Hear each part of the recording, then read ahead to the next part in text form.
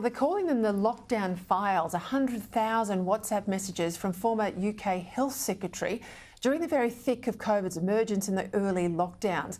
An exclusive project from the UK Telegraph. The messages have been revealed by the journalist Isabel Oakeshott, who was given the messages by the Minister Hancock himself. She wrote a book with him last year during the lockdown.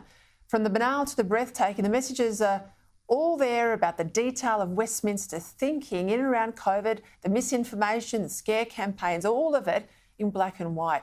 Joining me now, British policy analyst, former advisor to Tony Blair, and here in Australia to Julia Gillard, John McTernan. I tell you, I wish we had this sort of thing landing out here to have a proper debate about COVID, John. What are the messages told you? How have they been received? And what's the debate been around Matt Hancock? The reaction? So the Matt Hancock thing is simple. People think he's a fool.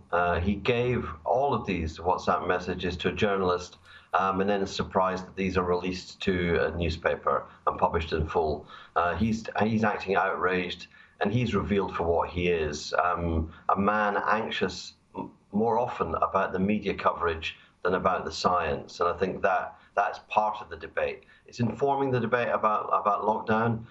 We've got a slowly moving public inquiry, which, judging by previous public inquiries in the UK, will take years.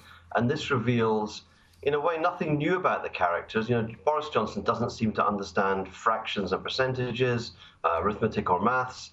Dominic Cummings is quite direct and directing. Matt Hancock is always talking to his advisors, particularly his media advisors.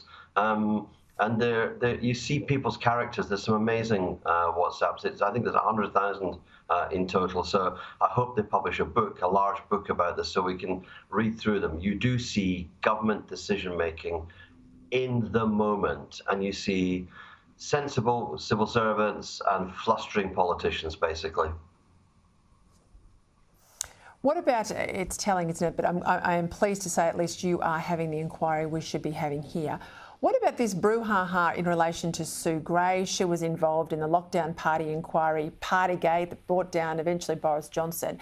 She's taken off. She's left the public service now. Yep. She's being mooted as a chief of staff to the Labor leader, Keir Starmer. I don't think that's gone through yet, but it's in the offing. What's been the take out there?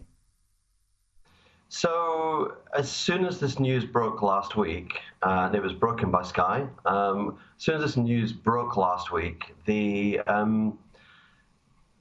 Johnson and his friends said this casts doubt on the Partygate inquiry.